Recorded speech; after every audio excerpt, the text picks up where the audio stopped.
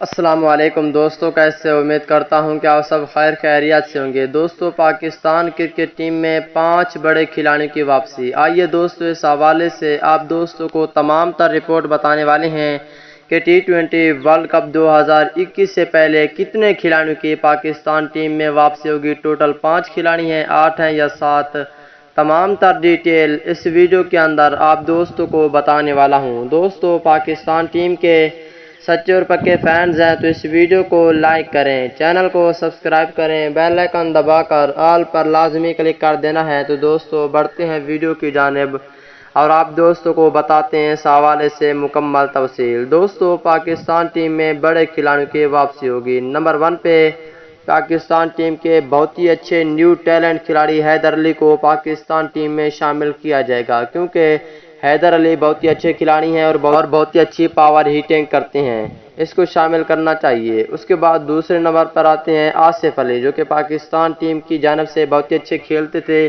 اب اتنی اچھی پرفارم نہیں کر پا رہے۔ رمیز راجہ جب سے چیئرمین بنیں گے اس کے بعد اس کو بھی پاکستان ٹیم میں شامل کیا جا سکتا ہے، اس کے اوپر زیادہ توجہ دیں گے۔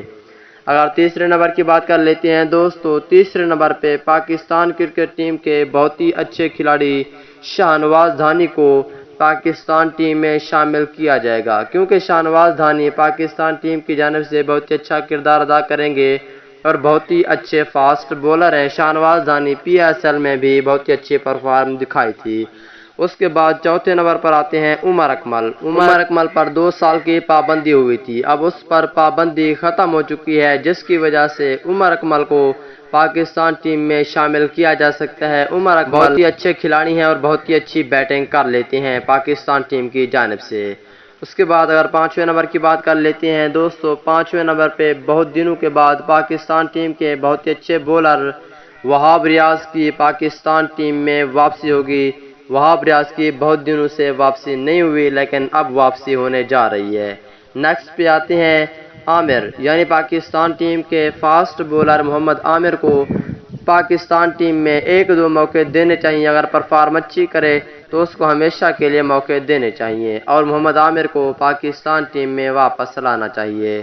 اس کے بعد بات کر لیتے ہیں رمیز راجہ کی، اور رمیز راجہ نے کچھ دن پہلے کہا تھا محمد حفیظ کے بارے میں اور شعیب ملک کے بارے میں کہ ینگسٹر کو موقع دینا چاہیے، ان سینئر کو بہر کرنا چاہیے، اور وہیں پہ پروفیسر محمد حفیظ اور شعیب ملک نے بھی تنظیم کی تھی کہ ہم ورلڈ کپ ٹی20 ورلڈ کپ سے پہلے بہر نہیں ہوتے، اس کے بعد بہر ہو جائیں گے۔ لیکن دوستو، اب ٹی20 ورلڈ کپ 2021 کے بعد پروفیسر محمد حفیظ اور شعیب ملک بہر ہو جائیں گے، ٹی20 ورلڈ کپ تک پاکستان ٹیم میں کھیلیں گے۔ یہ پاکستان کرکٹ ٹیم میں تبدیلیاں ہوں گی۔